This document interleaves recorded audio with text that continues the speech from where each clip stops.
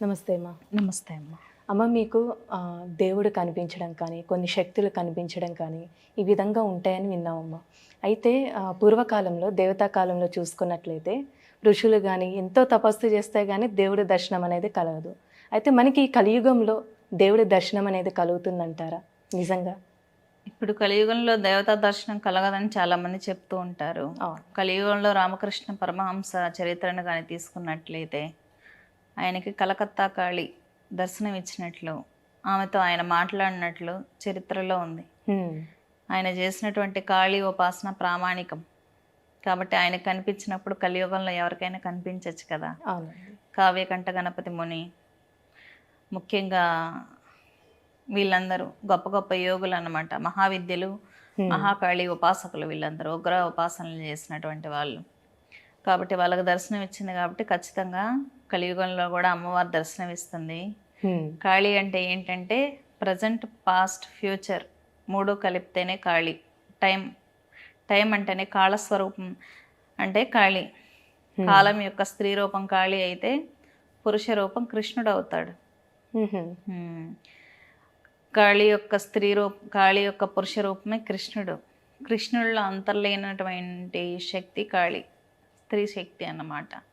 కాబట్టి మా కాలమే టైం కాళీ కాబట్టి కాళీ ఏ టైంలోనైనా దర్శనాలు ఇస్తుంది.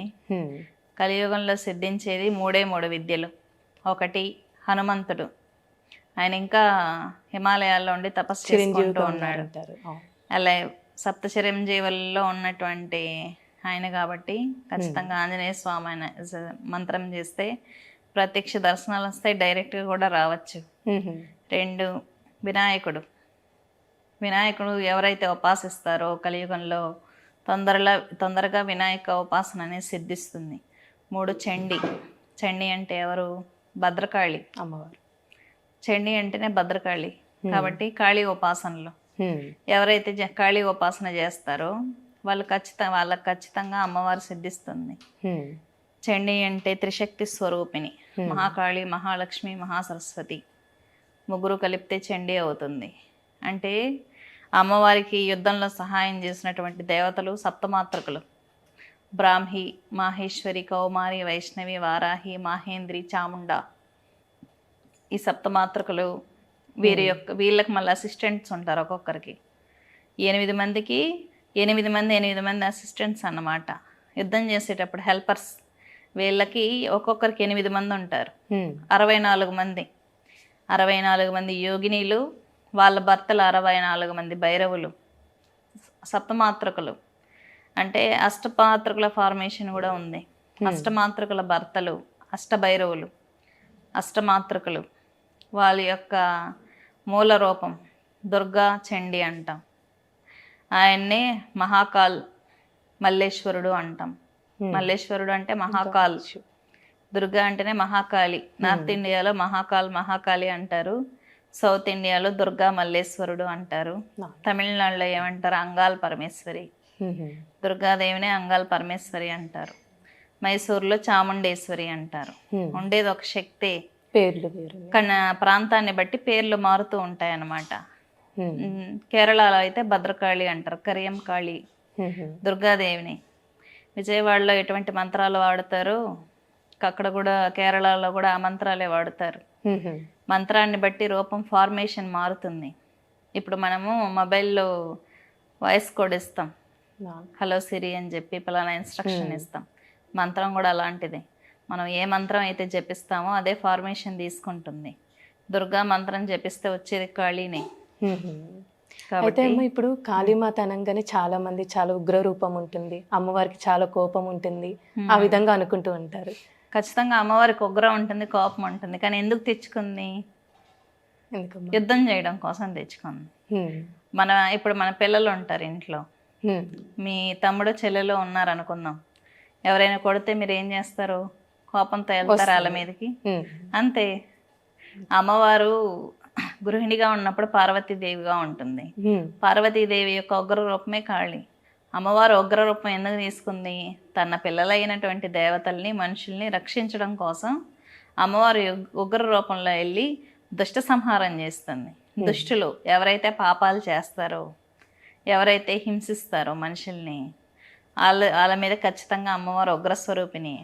ఎవరైతే భక్తులు పూజ చేస్తారో వాళ్ళకి అమ్మవారు శాంత స్వరూపిణి. కాబట్టి ఎవరైనా భద్రకాళికి పూజ చేసుకోవచ్చు. భద్రకాళి అంటేనే దుర్గా, ఎవరైనా పూజ చేసుకోవచ్చు. అవి కేవలం అపోహలు, అంటే అమ్మవారు కనిపించదనటం కానీ అవన్నీ కేవలం అపోహలు. అంటే పబ్లిక్ అంత అవేర్నెస్ లేకపోవటం వల్ల జరిగింది. వీటికి ప్రామాణికం ఎక్కడుంది అంటే మనకు వేదాలు. మనం ఏదైనా డివోషనల్గా చెప్పాలంటే ఇప్పుడు క్రిస్టియన్స్కి బైబిల్ ఉంది, ముస్లిమ్స్కి ఖురాన్ ఉంది. వైష్ణవం పాటించే వాళ్ళు ఏం చేస్తారంటే భగవద్గీతను ఆధారంగా చేసుకొని చెప్తూ ఉంటారు, అష్టాదశ పురాణాలని. అమ్మవారి గురించి చెప్పాలంటే మనకు ప్రామాణికం దేవి మహత్యం. ఆయన రచించిన ఆయన మార్కండేయ మహర్షి అన్నమాట. మార్కండేయ మహర్షిని భద్రకాళి మహత్యం అనే బుక్ కూడా రాశాడు ఆయనే ఋషి భద్రకాళి మహత్యానికి. వాటిల్లో ఉంది భద్రకాళినే దుర్గా రూపం, దుర్గా రూపం, దుష్ట సంహారం కోసం వెలువడిన దేవత అని. ఆమెను ఇంట్లో పూజించుకోవచ్చు అని కూడా మార్కండేయ పురాణంలోనే ఉంది. కాబట్టి చాలా చక్కగా ఆరాధించుకోవచ్చు. కాళికల్లో కొన్ని కాళికలకి చేయకూడదు, దుర్గా రూపాన్ని ఆరాధించుకోవచ్చు, ఇబ్బంది లేదు, ఎటువంటి ప్రాబ్లం. ఎందుకంటే కేరళలో నైట్ 8 తర్వాత భద్రకాళికి పూజ చేస్తారు రక్షణ కోసం. రక్షణ దేవత ప్రొటెక్షన్ ఇస్తుంది.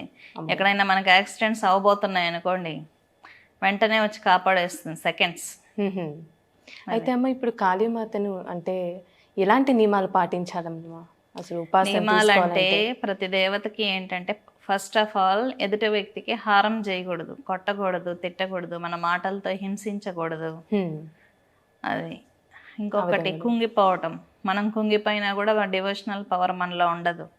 చాలామంది యజ్ఞాలు పూజలు చేయించుకొని మాకు పనులు అవ్వలేదంటే మేము చాలా గుళ్ళు తిరుగుతాము అని చెప్తూ ఉంటారు.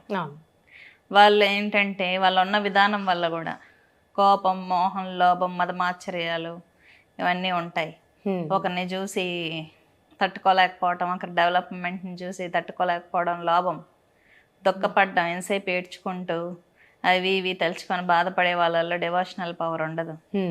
ఇంకొకటి విపరీతమైన కామదృష్టి, తన భార్యను కాకుండా వేరే వాళ్ళ మీద కామదృష్టితో ఉండడం, ఇటువంటివన్నీ ఉన్న వాళ్ళకి డివోషనల్ పవర్ ఉండదు.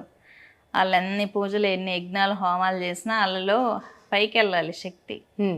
ఒంట్లో ఉన్న శక్తి మూలాధారం నుంచి సహస్రారానికి వెళ్ళినప్పుడు హ్యాపీగా అన్ని పనులు అయిపోతాయి. కానీ వీళ్ళకున్న యాటిట్యూడ్స్ వల్ల ఏంటంటే ఫస్ట్ ఎనర్జీనే ఎంటర్ అవ్వదు, ఎమోషన్స్ ఉండకూడదు, ప్లజెంట్గా ప్రేమతత్వంలో ఉండాలి. ఎవరైతే ప్లజెంట్గా ప్రశాంతంగా ఉంటారో వాళ్ళల్లో అమ్మవారి నివాసం ఉంటుంది. ఎంతసేపు బయట వాళ్ళు బాగుపడకూడదు, మనమే బాగుపడాలి. అసలైన రాక్షసత్వం ఏంటో తెలుసా? ఎదుటి వ్యక్తి యొక్క ప్రయోజనాలు నాశనం చేసి అన్నీ తనకే పొందాలి, అన్నీ తనకే రావాలి అని అనుకోవటం అసలైన రాక్షసత్వం. ఇంకేంటంటే మొట్టమొదటి త్రేతాయుగంలో రాక్షసులు వేరే గ్రహం నుంచి భూమి మీదకి వచ్చి యుద్ధం చేసేవాళ్ళు. తర్వాత ద్వాపర యుగంలో ఏమైంది, రాక్షసులు ఒకే గ్రహంలో ఉన్నారన్నమాట. తర్వాత యుగంలో ఒకే ఇంట్లో ఉన్నారు. కలియుగంలో ఏంటి, రాక్షసులు అనేది ప్రతి మనిషిలోనూ ఉన్నారు. ప్రతి మనిషిలోనూ దివ్యత్వం ఉంది, ప్రతి మనిషిలోనే రాక్షసత్వం ఉంది. కాబట్టి కలియుగంలో తనలో ఉన్న రాక్షసత్వాన్ని తనే చంపుకొని తనలో ఉన్న దివ్యత్వాన్ని ఎలివేట్ చేసుకోవాలి. అప్పుడే దేవతా శక్తులు, మీరు ఇప్పుడు అడిగారు కదా, చాలా మంది కొన్ని సంవత్సరాలు తపస్సు చేస్తేనే దేవతలు కనిపిస్తారు అని. ఎందుకు దేవత కనిపించట్లేదు? ఇన్ని రకాలమైనటువంటి మెంటల్ సిక్నెస్లు, మెంటల్ వీక్నెస్లు, ఎమోషన్స్ ఇటువంటివన్నీ ఉంటే దివ్యత్వం ఉండదు. గుండెల్లో దివ్యత్వం ఉందా, ఆత్మలో దివ్యత్వం ఉందా లేదా అని మొహంలో ఉన్న తేజస్సులో కనపడిపోతూ ఉంటుంది. ఎవరైతే అమ్మవారు ఉపాసన చేస్తారో వాళ్ళ మొహంలో అమ్మవారు కనిపించాలి, తేజస్సు రావాలి. అలా కాకుండా ఊరక చేస్తాము మేము గొప్ప ఉపాసకులు అని చెప్పుకుంటూ ఉంటారు. ఆంజనేయ స్వామి ఉపాసన చేసినప్పుడు ఆంజనేయ స్వామి లక్షణాలే వస్తాయి, ఆయన క్యారెక్టర్, ఆయన ఫేస్ ఫీచర్సే వస్తుంది. లలితాదేవి ఉపాసన చేస్తే ఆమె అందమే వస్తుంది. ఉగ్ర నరసింహస్వామి ఉపాసన ఉంది, ఎప్పుడైనా గమనించండి. ఉగ్ర నరసింహస్వామి ఉపాసన ఎవరు చేస్తారో వాళ్ళ ఫేస్ కట్టే, ఆయన క్యారెక్టరైజేషన్, ఆయన ఎమోషన్సే వాళ్ళలో ఉంటాయి. ఎందుకంటే పూజ అనేది ఏంటంటే ఎక్స్టర్నల్ పూజ చేస్తే ఆ పవర్ వచ్చేది మన సోల్కి. అవును. మనం ఏ పూజ చేస్తే మన సోల్ ఆ విధంగానే యాక్టివేట్ అవుతుంది. కాబట్టి ఎవరికో వస్తుంది అంటే పక్కన వాళ్ళు అన్నం తింటేనే వాళ్ళకి శక్తి వస్తుంది, మనం తింటే రాదు అనుకోవడం అది తప్పంట. తప్పు. ఎవరు భోజనం చేసినా శక్తి వస్తుంది కదా, ఎవరు జపం చేసినా శక్తి వస్తుంది, ఎవరికైనా దర్శనాలు వస్తాయి. కాకపోతే నేను నమ్మి చేశాను, మిగిలిన వాళ్ళు నమ్మటంలా. అవును. మీరు ఎప్పుడన్నా ట్రై చేశారా? లేదండి. మీరు చెప్పారు కదా, ఈసారి కొద్దిగా ట్రై చేద్దాం. అమ్మవారు ఉంది అనుకొని మీరు పూజ చేస్తే ఖచ్చితంగా ఈ 9 రోజులు నవరాత్రుల్లో ఖచ్చితంగా మీకు దర్శనం వస్తుంది అమ్మవారు. అవునండి. ఖచ్చితంగా దర్శనం ఇస్తుంది. చాలా చక్కగా తెలియజేశారమ్మా. ధన్యవాదాలు.